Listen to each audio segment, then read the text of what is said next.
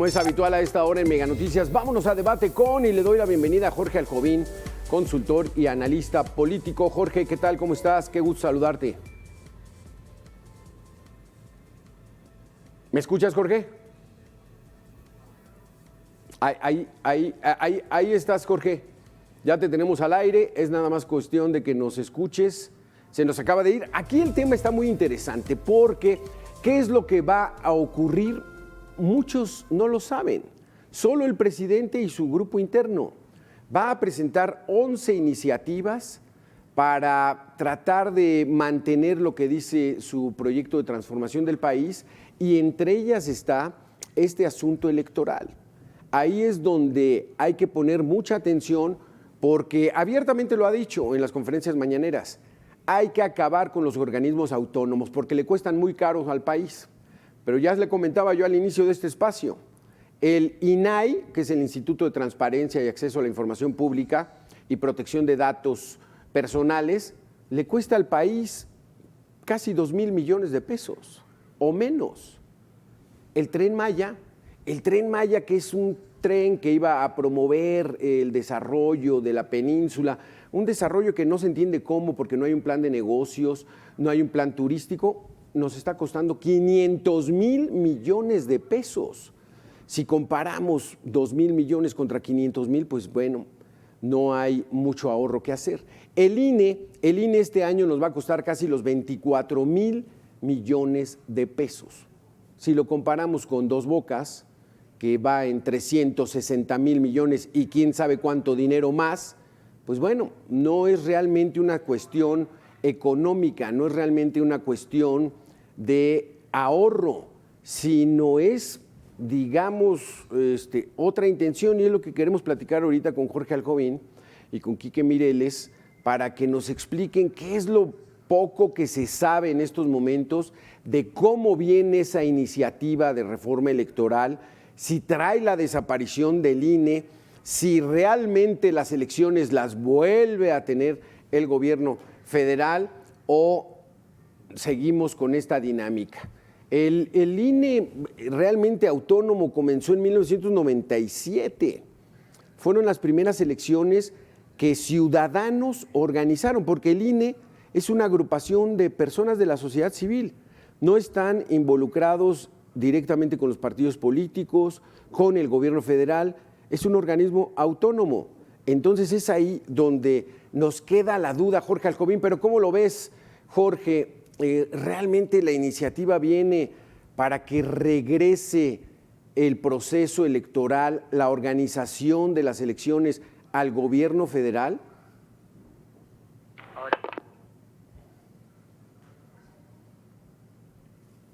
Ahí estás, Jorge Alcovín. Jorge, ¿cómo estás? Muy buenas tardes, Alberto. No sé si escuchaste mi cuestionamiento, Jorge. Esta iniciativa que trae el presidente para el próximo lunes en cuestiones electorales, ¿será que pretende regresar la organización de las elecciones al gobierno federal y que ya no sean los ciudadanos como actualmente lo hace el INE? Me parece, Alberto, que lo que ocurrirá es que nuevamente el presidente caerá en la trampa del plan B de la reforma electoral, que será minar las facultades del Instituto Nacional Electoral. Si bien no se apuesta por una centralización del INE, nuevamente la Secretaría de Gobernación, me parece que una agenda que le ha quedado pendiente al presidente y lo que le incomoda es tener un INE autónomo, un INE que pueda llegar a tomar decisiones.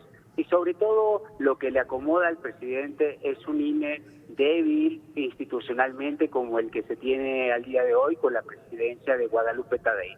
Por eso me parece que lo que él terminará haciendo es lanzar un paquete de reformas para insistir en lo que él ha venido propugnando, que es restarle facultades al Instituto Nacional Electoral y solamente se trate de un órgano que legitime sus decisiones y en su momento lo hará a través de su candidata oficialista. Porque, Jorge, ¿estarás de acuerdo que el proceso democrático electoral en nuestro país pues lleva apenas pocos años? realmente empezó en 1997 y de ahí ha ido avanzando de tal manera que, bueno, la mayoría confía en la institución electoral como el órgano que se encargue de las elecciones porque no lo tiene el gobierno, no lo tienen los partidos políticos y más o menos la hemos ido llevando, ¿no crees?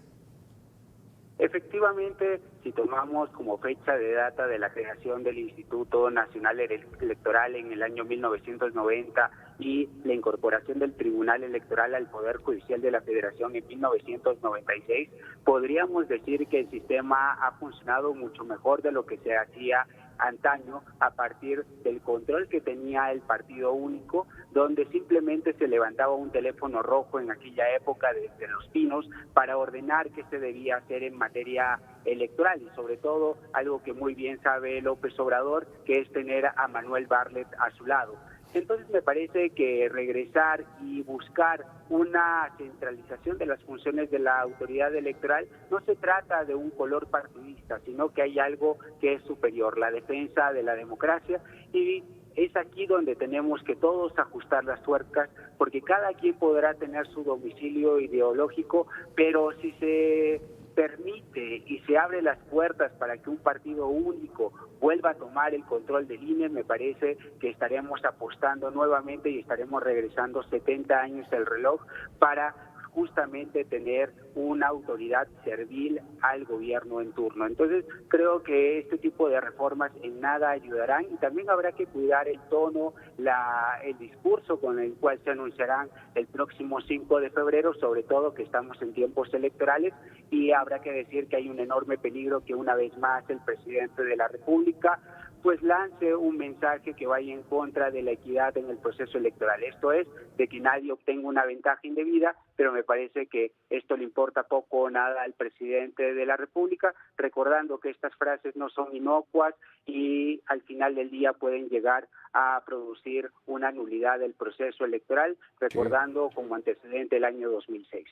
Porque, Jorge, ¿es realmente cara la democracia en México? 24,000 millones de pesos. Si la comparamos con el presupuesto anual para este año de la UNAM, que está más o menos en los 55,000 millones de pesos, o ya lo decía yo, el Tren Maya, que nos está costando más de 500,000 millones de pesos, realmente 24,000 millones de pesos es la razón, el quid por el cual hay que desaparecer al INE.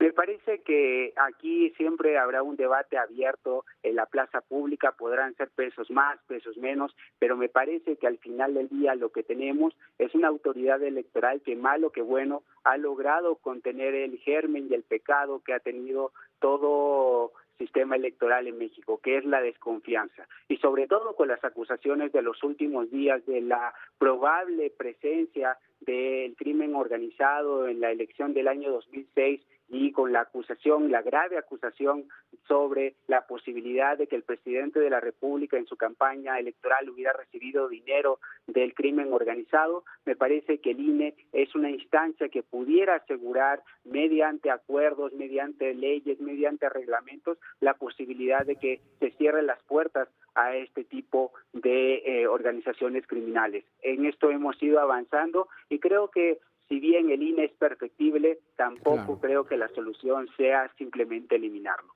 Vamos a hacer una pequeña pausa, Jorge Alcovín, y regresamos en 2 minutos. Está interesante este tema, porque bien lo tocas, ese financiamiento de particulares no está autorizado en el proceso electoral en México. Se da de manera sobrepicia cómo lo hacen y el INE tiene que afilar todavía muchas más sus garras para evitarlo. Regresamos en 2 minutos.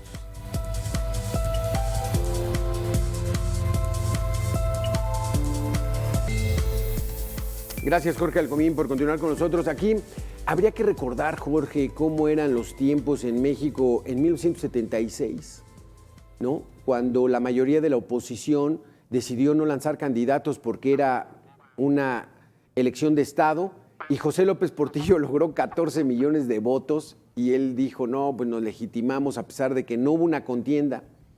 Y así la historia de esas mañas, urnas embarazadas, urnas que ya estaban rellenas, urnas marcadas que ya estaban cuando iba la gente, el ratón loco, donde a la gente le decían no tiene que ir a votar por allá, tiene que ir a votar para allá, y finalmente no votaban. El famoso Operación Carrusel, que subían a gente en un autobús y votaban en una casilla, en otra y en otra. O sea, todo eso lo vivimos y lo padecimos en México, Jorge. Efectivamente, Beto, y lo que nos estamos encontrando es lo siguiente, es una sofisticación del control electoral y también de las funciones de los órganos autónomos en nuestro país. Obviamente antes estábamos acostumbrados a las trapacerías del antiguo régimen y del Partido Revolucionario Institucional a partir de justamente la ejecución de estos delitos electorales. Pero ahora ha cambiado la visión de este gobierno federal y hay un enorme problema porque a partir de las reglas democráticas están cooptando los órganos constitucionales autónomos. Y esto me lleva a la siguiente tesis. No solamente basta con las facultades metaconstitucionales del presidente, que podía hacer justamente lo que quisiera a partir de una presencia omnipresente en todos los poderes. Hoy tenemos un control de los órganos, de los procedimientos y del contenido. Simplemente basta ver con la Suprema Corte de Justicia de la Nación y la actuación de la señora Lenia Batres, que deja mucho que desear. Y por otro lado, cuando te diriges al Instituto Nacional Electoral, ves un perfil débil, un perfil servil por parte de Guadalupe Tadei, que da mensajes encontrados. Por un lado, apuesta a la austeridad del presidente López Obrador, pero estira la mano para recibir un bono de más de 365,000 pesos. Entonces me parece que es muy fácil pedir justicia en el frente, pero cuando la justicia se tiene que aplicar para el propio rasero, creo que también dejan mucho que desear las autoridades electorales. Por lo tanto, creo que no solamente es una actuación coordinada por parte de Palacio Nacional, sino también que hemos perdido liderazgos y justamente el INE, pues con esto da mensajes encontrados para la ciudadanía. Vaya debate el que se armó ayer en el INE, donde Guadalupe Acosta Naranjo, exdirigente del PRD, se burlaba de Gerardo Fernández Noroña en el sentido de que trajo a colación el debate de 1988, el fraude electoral.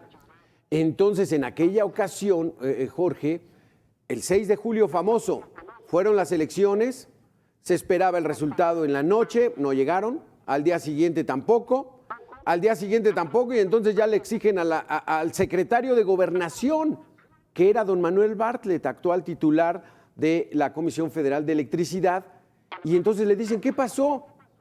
Es que se cayó el sistema, aguanten. Y hasta el jueves entonces fue cuando ya dio el resultado y dijo, no, pues el ganador es Carlos Salinas de Gortari. Vamos a ver parte de lo que dijo ayer Guadalupe Acosta Naranjo ahí en la sesión del INE. Del fraude a Cuauhtémoc Cárdenas, del brazo de Manuel Bartlett, al que se le cayó el sistema en 88, eso sí, y repitiendo las palabras que seguido dice nuestro camarada, eso es tener cara dura, pero cara dura, no fregaderas, compañeros. ¡Qué bárbaro! Venir a hablar del 88, del brazo de Manuel Bartlett. Mira qué bonita autoridad moral. Mira qué bonita autoridad moral. Del que ordenó ese fraude, del que ejecutó ese fraude, del que fue el cómplice de esos asesinatos. Por cierto, ¿dónde estaba? ¿Por quién votó López Obrador en 88? ¿Por quién? Déjenme acuerdo. Por Carlos Salinas. Porque todavía no se venía al Frente Democrático Nacional. El PRD nació hasta 89. En 88, a fines de 88, Andrés Manuel renuncia al PRI cuando no le dan una presidencia municipal. No era la gubernatura. Asiago en la historia democrática de nuestro país, se cayó el sistema, y eso lo dijo Manuel Bartlett, que está actualmente integrado al gabinete del presidente López Obrador, y ya lo dice Guadalupe Acosta Naranjo. ¿Dónde estaba el presidente actualmente? Pues votando por el PRI, porque se salió hasta el año siguiente. Los candidatos eran Cuauhtémoc Cárdenas, Manuel J. Cloutier, Rosario Ibarra de Piedra Y entonces todo apuntaba de que a lo mejor esta corriente democrática, la recuerdas, Cuauhtémoc Cárdenas, Porfirio Muñoz Ledo, el propio Eberto Castillo, pues bueno, habían hecho un movimiento lo suficientemente fuerte para sacar al PRI de Los Pinos, pero se impuso nuevamente el candidato del PRI, Carlos Salinas de Gortari, Jorge. Esto te demuestra, Alberto, que no ha cambiado mucho el pragmatismo de la clase política, que te demuestra un doble estándar. Y en el caso de Morena y de sus aliados, el día de ayer fue un round perdido en el Instituto Nacional Electoral. Podrás coincidir o no con las ideas de Guadalupe Acosta Naranjo, pero me parece que es importante refrasear lo que dijo el día de ayer. Reclamar democracia del brazo de Manuel Bartlett no es el mejor mensaje. Por otro lado, también habrá que decir que es en contra del movimiento de la Cuarta Transformación, porque justamente se ha reclamado en todos los tiempos el famoso fraude electoral del año 2006 y el voto por voto, casilla por casilla, pero cómo reclamar democracia también cuando reitero, se llega a esta solicitud del brazo de Manuel Bartlett. Entonces creo que esto es parte de una seguidilla de incongruencias que no solamente son parte del frente oficialista, sino también del frente opositor, y por lo tanto creo que esto es lo que nos debe llamar a los ciudadanos para informarnos de mejor manera y ver cuál es la oferta política que se está presentando, revisando justamente las listas de diputados, senadores y de alcaldes, finalmente a lo largo y ancho de todo el país. Entonces creo que es ahí donde tenemos que acentuar justamente las baterías para ver qué es lo bueno, qué es lo malo y sobre todo erradicar este pragmatismo que puede llevar a fuerzas políticas a reclamar la democracia cuando en realidad en su sustrato le dan cobijo a aquellas personas que subvirtieron el orden democrático desde adentro. Es que si se acabaron esas mañas, Jorge, en lo que debería estar concentrado el gobierno federal es en garantizar unas elecciones sin violencia, unas elecciones seguras, porque mira, te voy a dar algunos datos. Desde septiembre que inició este proceso electoral, se han registrado al menos 13 asesinatos de políticos. Los últimos dos ocurrieron apenas hace menos de una semana. El sábado, en Cuitláhuac, Veracruz, fue asesinado José Naredo García, líder del PRD en ese municipio.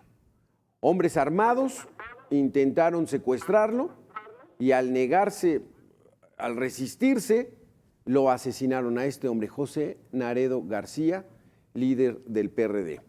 Y apenas el otro caso se registró este jueves en el municipio de Mascota, Jalisco. Jaime Vera, precandidato del Partido Verde a alcalde de ese municipio, fue atacado en la colonia Puerta del Sol de Zapopan. Le dispararon mientras estaba en su auto en el cruce de las avenidas Moctezuma y Cloutier. Este hombre, entonces van 13, Jorge, los políticos aspirantes a cargos de elección popular que han sido asesinados. ¿Esto es lo que hay que cuidar, Jorge, en estos momentos o el proceso electoral como pretende hacerlo el presidente? Lo que se tiene que cuidar justamente es que la violencia va en aumento, pero el grave problema es que no es una tarea unipersonal solamente del Instituto Nacional Electoral. Lo que se ha demostrado en el último tiempo es que se requiere de la coordinación de todas las autoridades a nivel federal y local. Y en el caso del gobierno federal a través de la Fiscalía General de la República, pero lamentablemente, Alberto, pues la Fiscalía General de la República está más preocupada de revivir casos de antaño como el de Luis Donaldo Colosio, reavivando justamente la teoría del segundo tirador. Y esto te explica que más bien el gobierno federal está pensando en el pasado y no proyectándose al futuro, y justamente lo que realmente está de fondo es que simplemente se busca tapar estos problemas, esto es, tapar el sol con un dedo o simplemente poner el polvo bajo la alfombra. Entonces creo que hay pocas esperanzas y sobre todo también cuando se tiene un tribunal electoral del Poder Judicial de la Federación, que cuando se denuncian estos temas de posibles nulidades de las elecciones por intervención del crimen organizado, simplemente el tribunal te dice lo siguiente: no hay circunstancias de tiempo, de modo y de lugar.